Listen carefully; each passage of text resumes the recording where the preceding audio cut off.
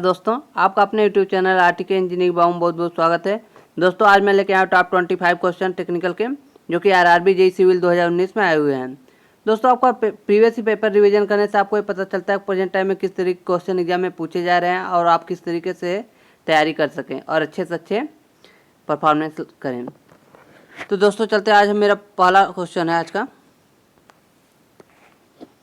Which one of the following is not the assumption is deriving Euler's theory for long columns, यानी लंबे स्तंभों के लिए Euler's सिद्धांत की व्युत्पत्ति में निम्न में से किसे पूर्वधारित नहीं माना जाता है। तो इसका करेक्ट आंसर है ए, स्तंभ केवल सिरों पर कसे हो रहते हैं, ये पूर्व निर्धारित नहीं माना जाता है। चलिए next, coefficient of earth pressure at rest is given by Poisson's ratio, यानी विरामावस्था में भूदाब गुणांक को इनमें से किस सूत्र द्वारा प्रदर्शित किया जाता है। म्यू को पॉइजन अनुपात द्वारा दर्शाया जाता है। तो इसका करेक्ट आंसर है बी, म्यू अपान कोष्ठ में 1 minus mu. Next, the double lacing shall be design to resist transverse shear V T equal to, जहाँ यानी where P is total load acting on the column, मतलब कहने का है कि डबल लेसिंग के बराबर अनुप्रस्थ अपरूपण VT को सहन करने के लिए डिजाइन किया जाएगा जहां P कॉलम पर कुल लोड अभिनय है। तो इसका करेक्ट आंसर है सी, P का 2.5%। Next, which of the following is used to measure the difference in pressure between 2 points in a pipe or in two different pipes, यानी कह रहा है किसी पाइप में या दो अलग अलग पाइपों में दो बिंदुओं के बीच के दाब को मापने के लिए इनमें से किसका उपयोग किया जाता है। तो इसका करेक्ट आंसर है डिफरेंशियल मैनोमीटर, यानी विभेदी मैनोमीटर। देखिए इस तरीके से यहाँ एक ही पाइप में या अलग अलग पाइप में एक यहाँ है, यहाँ दो प्रेशर के बीच जो प्रेशर मेजरमेंट करता है दो पॉइंटों के बीच मैनोमीटर है। डिफरेंट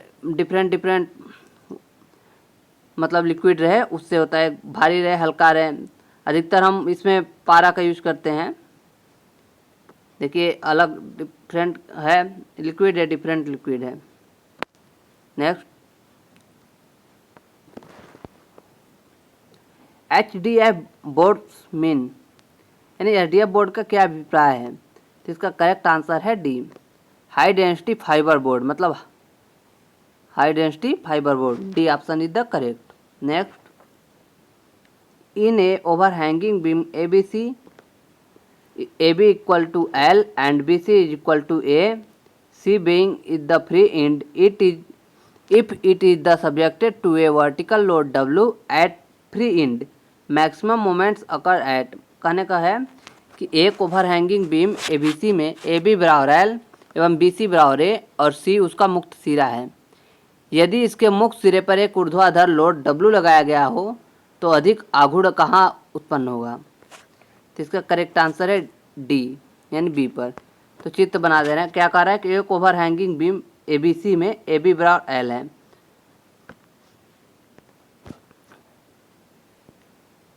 मान लीजिए AB है, ठीक, ये हमारा A है और ये B है, एवं BC बराबर स्मॉल ए, AB बराबर हमारा L है, इतना डिस्टेंस L है, BC बराबर स्मॉल ए, AC है, यहाँ तक की डिस्टेंस स्मॉल a है, यहाँ तक, और C उसका मुक्त सिरा है, मुक्त सिरा है, ओवर हैंगिंग बीम है, AC इसका मुक्त सिरा है। यदि इसके मुक्त सिरे पर एक ऊर्ध्वाधर W लगाया गया है, इसके मुक्त सिरे पर एक ऊर्ध्वाधर लोड W लगाया गया है तो अधिकतम आघूर्ण कहाँ उत्पन्न होगा। तो इस पॉइंट पर अधिकतम आघूर्ण B पर उत्पन्न होगा। AB बराबर L दिया गया है और BC बराबर स्मॉल a दिया है और C पर मुक्त सिरे पर W लोड लगाया गया है। तो इस पे सब पूछ रहा है कि मतलब अधिकतम आघूर्ण कहाँ उत्पन्न होगा। तो B पॉइंट पर अधिकतम आघूर्ण उत्पन्न होगा, यानी इसका करेक्ट आंसर है D. Next, the trap efficiency of A reservoir after commissioning will यानी कमिश्निंग के बाद जलाशय की धारण क्षमता क्या होता है? इसका करेक्ट आंसर है समय के साथ घटेगी। Next, what is the minimum number of longitudinal bars provided in A reinforced concrete column of circular cross section? यानी कह रहा है कि वृत्ताकार अनुप्रस्थ काट के प्रबलित कंक्रीट स्तंभ में प्रदान किए गए अंधार सरियों की न्यूनतम संख्या कितनी होती है? इसका करेक्ट आंसर बी है, यानी 6। जैसे हमारा कोई कॉलम है वृत्ताकार, तो इसी में पूछ रहा है कि वृत्ताकार अनुप्रस्थ काट के प्रबलित कंक्रीट स्तंभ में प्रदान किए गए अंधार सरियों की न्यूनतम संख्या कितनी होती है? तो न्यूनतम इसकी संख्या 6 होती है। जैसे यहाँ इस तरीके से सरिया दिया गया 1 2 3 4 5 6, ये न्यूनतम है। उसके बाद जाए जितना दे सकते हैं, ये हमारा कॉलम है। इसी बार को पूछ रहा है वो। नेक्स्ट, न्यूनतम 6 होता है। To prevent correction of steel reinforcement in RCC structure the pH value of concrete should be. कह रहा है कि आरसीसी संरचनाओं में इस्पात प्रबलन के संक्षारण को रोकने के लिए कंक्रीट का पीएच मान क्या होना चाहिए? यानी इसका करेक्ट आंसर है बी, हाईली एल्कलाइन, मतलब अत्यधिक क्षारीय होना चाहिए इस्पात के प्रबलन संक्षारण को रोकने के लिए। Next, mud pumping is a problem occurring in which type of pavement? यानी मड पंपिंग किस प्रकार के मार्ग में होने वाली समस्या है? तो इसका करेक्ट आंसर है ए, रिजिड कंक्रीट रोड्स, यानी ठोस कंक्रीट की सड़कें। Next, what is the percentage content of asphalt in the cut bank asphalt? यानी कह रहा है कट बैंक एस्फाल्ट में एस्फाल्ट की प्रतिशत मात्रा कितनी होती है? इसका करेक्ट आंसर है सी, 85%। Next, bar A has diameter d and length L, bar B has diameter 2d and length 2L. If both the bars are made up to same material and subjected to same load, the ratio of change in length of A to change in length of B। यानी कह रहा है कि एक छड़ का व्यास d है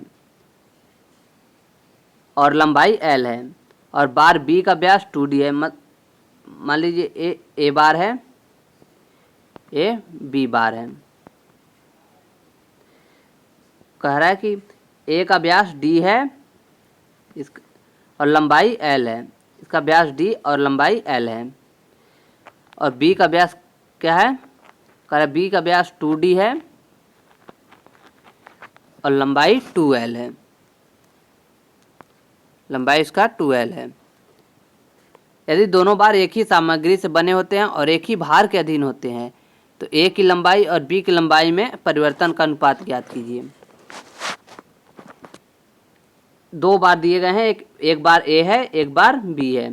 एक ए का डाया जो है डी दिया है और उसकी लंबाई L, और बी बार का जो डाया है 2d और उसका लंबाई 2L है। तो उनके लंबाई में पूछ रहा है कि ए बार के और बी बार की लंबाई में परिवर्तन का अनुपात क्या होगा? तो ये हो जाएगा 2L, क्योंकि एक ही मटेरियल के बने हैं, तो 2L/L, यानी L कैंसिल, तो हमारा बचा क्या? 2, यानी इसका करेक्ट आंसर डी है। नेक्स्ट, इसका करेक्ट आंसर डी है, 2 आएगा। The specific gravity of commonly available ordinary Portland cement is, यानी सामान्य उपलब्ध ऑर्डिनरी पोर्टलैंड सीमेंट का विशिष्ट ग्रोथ कितना होता है? तो इसका करेक्ट आंसर है डी, 3.15। ऐसे अधिकतर लिखा रहता है 3.14। Next,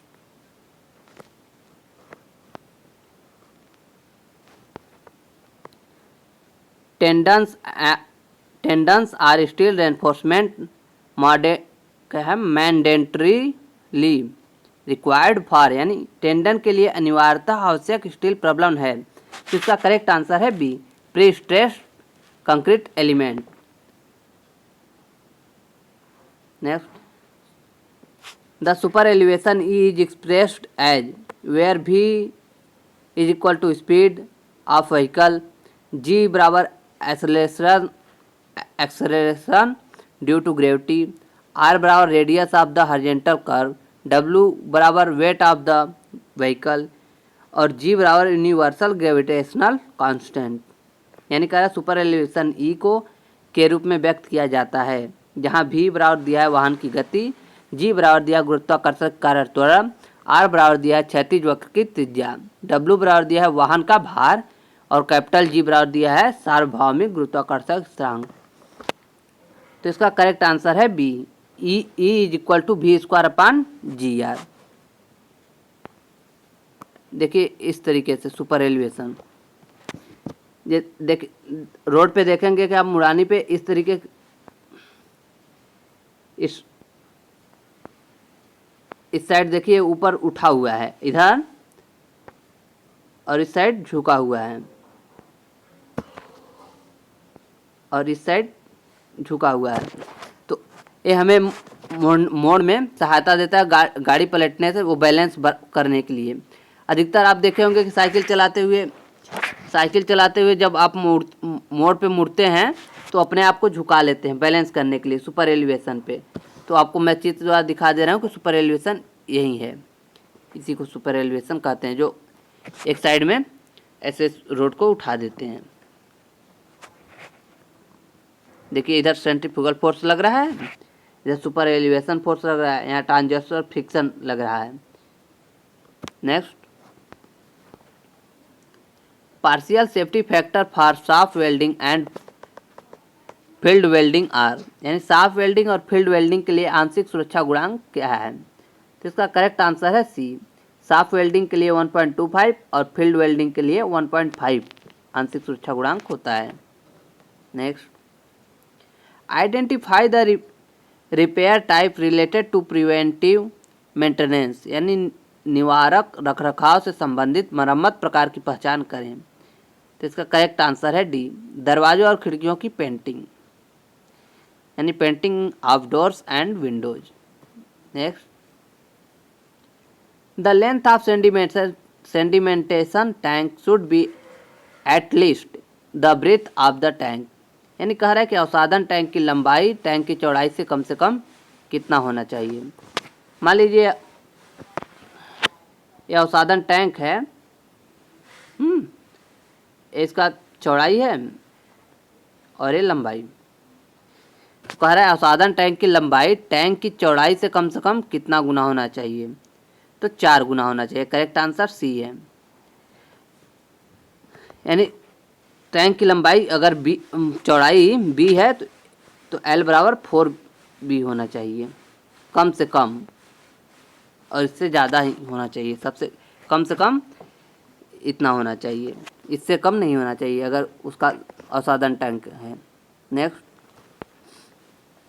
bending moment at any section in A conjugate beam gives the actual beams, यानी संयुग्मी बीम में किसी भी खंड पर लगने वाला बंकन आघूर्ण वास्तविक बीम में क्या उत्पन्न करता है? तो इसका करेक्ट आंसर है विक्षेपण, यानी D answer is the correct.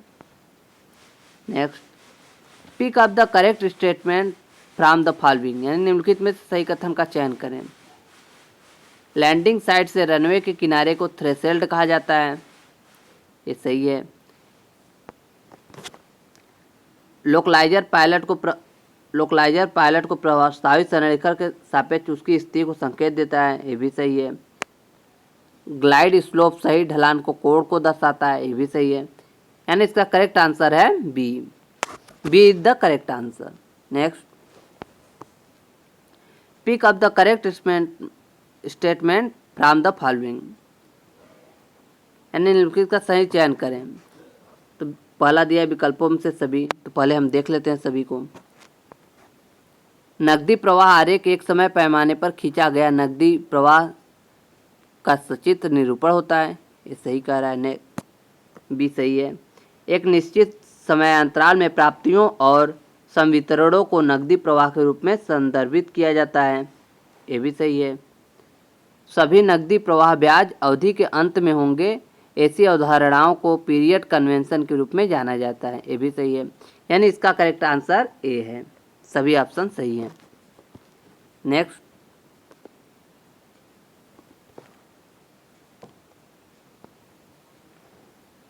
When the soil layer surrounding a portion of the pile shaft settles more than the pile, a downward drag occurs in pile, then the drag is known as। यानी कह रहा है जब pile shaft के एक हिस्से के आसपास की मिट्टी की परत पाइल से अधिक नीचे बैठ जाती है तो पाइल में निचली दिशा में एक ड्रैग उत्पन्न होता है। इस ड्रैग को क्या कहा जाता है? तो इसका करेक्ट आंसर है डी, निगेटिव स्किन फ्रिक्शन। देखिए इस तरीके से।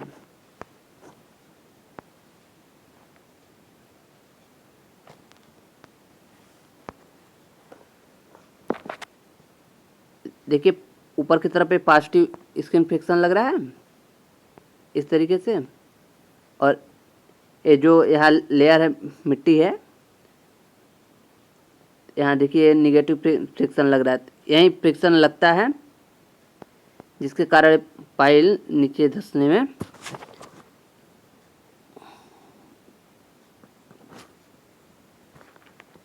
ये पाइल है और ये मिट्टी, इन दोनों के बीच जो फ्रिक्शन लगता है इसी को निगेटिव फ्रिक्शन कहते हैं, और ये नीचे से जो लग रहा है इसे पॉजिटिव स्किन फ्रिक्शन कहते हैं।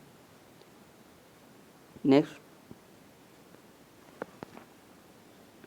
a layer provided to prevent entry of unwanted moisture inside the building either by seepage or by leakage is known as। यानी स्राव या रिसाव द्वारा भवन के अंदर जाने वाली अवांछनीय नमी के प्रवेश को रोकने के लिए प्रदान की गई परत को क्या कहा जाता है? तो इसका करेक्ट आंसर है डैम प्रूफ कोर्स, यानी डी ऑप्शन द करेक्ट। देखिए इस तरीके से ये देखिए लेयर बिछाया जाता है कि जिससे कि नमी ऊपर या नीचे न जाए। लिंटर पे बिछाया जाता है डैम प्रूफ पे, तो ये ऊपर नीचे से ज़मीन से पानी ऊपर नहीं जाता है दीवार में, और ये छत पे बिछाया जाता है, छत से नीचे नहीं आता इस तरीके से। अगर ये देखिए बिछाया नहीं जाता है, इसी को बोल रहा है वो, क्या बोला है? डैम प्रूफ कोर्स, नमी रोधन अवधि। ये देखिए अगर ये नहीं सही से लगा रहता है तो इसी तरीके से छत में से नमी रूम में आ जाती है। तो आपको चित्र द्वारा दिखा दे रहे हैं। तो क्वेश्चन हमारा क्या था? स्राव या रिसाव द्वारा भवन के अंदर जाने वाली अवांछनीय नमी के प्रवेश को रोकने के लिए प्रदान की गई परत को क्या कहा जाता है? तो डैम प्रूफ कोर्स, यही परत प्रदान की जाती है इसी तरीके से। नेक्स्ट, ए कमांड फुटिंग में B rectangular in shape if, यानी कह रहे संयुक्त फुटिंग आयताकार हो सकती है यदि। तो इसका करेक्ट आंसर है ए, दोनों स्तंभों में समान भार है तब। देखिए जैसे इस तरीके से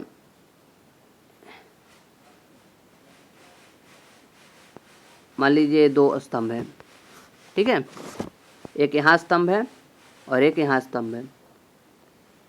इस पर हमारा 2 किलो न्यूटन का भार लग रहा है और इस पर 3 किलो न्यूटन का भार लग रहा है, 3 किलो न्यूटन का भार लग रहा है। तब ये दोनों आपस मतलब कंबाइंड फुटिंग, आयताकार कंबाइंड फुटिंग नहीं हो सकती हैं क्योंकि ये ऊपर नीचे हो जाएंगी। ये जो है कि ऊपर नीचे हो जाएंगी, इधर कम लोड, इधर अधिक लोड लग रहा है, इधर कम लोड लग रहा है। जब यही लोड बराबर लगेगी, जैसे ये स्तंभ है और ये स्तंभ है, 2 किलो न्यूटन का लोड इस पर भी, 2 किलो न्यूटन का लोड इस पर भी लगेगा, तो आयताकार संयुक्त फुटिंग हो सकती है। देखिए चित्र द्वारा दिखा दे रहे हैं यहाँ पे। ये देखिए यहाँ पर दिया है, ये दोनों लोड आपस में बराबर है, तो यहाँ संयुक्त मतलब रेक्टेंगुलर